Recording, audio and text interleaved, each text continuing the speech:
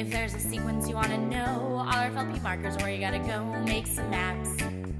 Linkage maps, genetics maps. If there's some DNA you want to find, cut your DNA with restriction enzymes. Linkage maps. Make some maps, genetic maps. Make some maps. Linkage maps, genetics maps. Make some maps. Linkage maps, genetics maps. Linkage maps. Linkage maps. Linkage maps. What if there were a way to easily sequence DNA? This would allow for all kinds of new information to become available to anyone interested in heritage, health, paternity, or evolution. After this video, you will be able to explain the significance of RFLPs, understand the method to generate a genetic linkage map for humans, and apply polymorphism in the context of diseases like Huntington's and cystic fibrosis. We begin our journey in 1974, when restriction fragment length polymorphisms, or RFLPs, were used for the first time. As you know, restriction enzymes can be used to cleave our DNA into fragments of a given length. The definition of RFLPs arises from this process. A sample of DNA treated with a restriction enzyme will yield a variation in the length of the restriction fragments. What follows is the application of these RFLPs. Substantial research began with Botstein in 1981. Botstein and his team posited that RFLPs are inherited as Mendelian codominant alleles. Using RFLPs as markers, they showed that more markers in the DNA would mean more accurate prediction of genotypes. They reasoned that 150 highly polymorphic markers at regular intervals was enough to construct a human genetic linkage map and localize disease genes. In this way, RFLP mapping is a kind of recombination analysis. Using retrospective analysis of human blood group data, Botstein showed how multi-generational large family pedigrees were most useful for mapping DNA marker loci for a given heritable trait.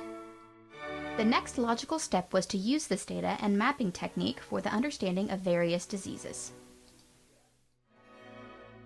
2 years later, in 1983, work by Gusella was published to investigate the genetics of Huntington's disease. Gusella showed that the gene for this disease is linked to polymorphic DNA on chromosome 4. RFLPs allowed for monitoring of heritable differences in the sequence of genomic DNA between patients with and without Huntington's disease. Using pedigrees from Venezuelan and American families with a traceable prevalence of the disease, Gusella developed a linkage test. This test revealed 2 different RFLPs in HIND3 digestion of human genomic DNA for a fragment from chromosome 4. Southern blot was used to distinguish between these 2 different RFLPs. Gusella concluded that this marker was closely linked to Huntington's disease in these families.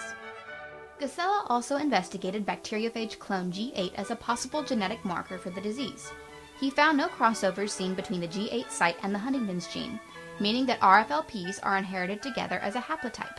Thus, no crossover occurs between these 2 loci, which made the G8 marker a promising target for the development of a Huntington's screening test. In 1989, Riordan published his work on RFLPs in the context of another disease, cystic fibrosis. Using a hybridization probe in addition to the Southern blot technique, Riordan was able to assess different lengths of the suspected cystic fibrosis gene locus. The results showed higher levels of expression of a shorter CF gene for people severely affected by the disease. The 3 base pair deletion in the CF gene that caused the disease was detected using the same RFLP method used before in Huntington's disease research. Though disease polymorphisms were still the subject of much research, 1989 saw the resurgence of RFLPs employed in gene mapping strategies. That same year, in which the project to sequence the entire human genome was in its early phase, Olson put forth his ideas about how to most effectively streamline the efforts of this project. He emphasized the use of PCR to define basic landmarks of the human genome. Researchers used contig mapping or contiguous mapping to complement the already established technique of restriction mapping in order to speed the process of completing the genome. Olson posited that this hybrid mapping strategy would be enhanced by using PCR to detect 200 to 500 base pairs of a sequence that are operationally unique to the human genome. These sequences, dubbed sequence tagged sites, made the comparisons between contig and restriction mapping much easier. Good news! As you have seen, we have found a way to accomplish DNA sequencing. It all began with restriction fragment length polymorphism, or RFLP analysis. RFLP analysis detects DNA sequence polymorphisms from different restriction enzyme sites using a technique similar to Southern blotting. Recall that Southern blotting uses gel electrophoresis for the detection of a specific DNA sequence in DNA samples. As time passed, other methods were developed that improved upon RFLP analysis.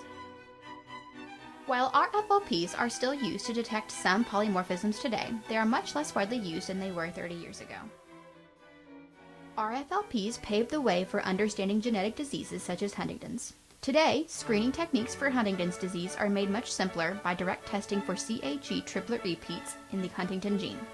Without RFLP research by Gisela in 1983, we might still be solving the mystery of Huntington's disease.